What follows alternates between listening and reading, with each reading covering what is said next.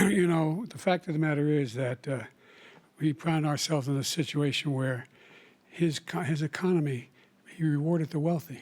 He had the largest tax cut in American history, $2 trillion. He raised a deficit larger than any president has in any one term.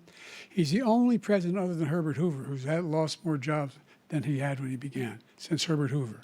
The idea that he did something that was significant. And the military, when he was president, they were still killing people in Afghanistan. He didn't do anything about that. When he was president, we were still finding ourselves in a position where you had a notion that we were this safe country.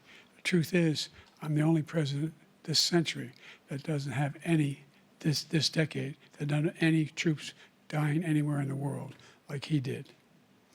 President Trump, I want to follow up if I can. Am I allowed to respond to him? Well, I'm going to ask you a follow-up. You can do whatever you want with the minute that we give you. I want to follow up. You want to impose a 10% tariff on all goods coming into the U.S.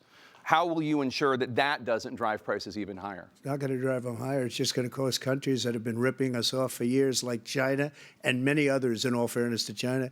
It's going to just force them to pay us a lot of money, reduce our deficit tremendously, and give us a lot of power for other things. But he made a statement. The only thing he was right about is I gave you the largest tax cut in history. I also gave you the largest regulation cut in history. That's why we had all the jobs.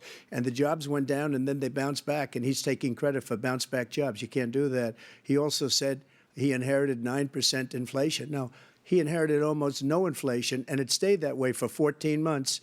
And then it blew up under his leadership because they spent money like a bunch of people that didn't know what they were doing, and they don't know what they were doing. It was probably the worst administration in history. There's never been. And as far as Afghanistan is concerned, I was getting out of Afghanistan, but we were getting out with dignity, with strength, with power.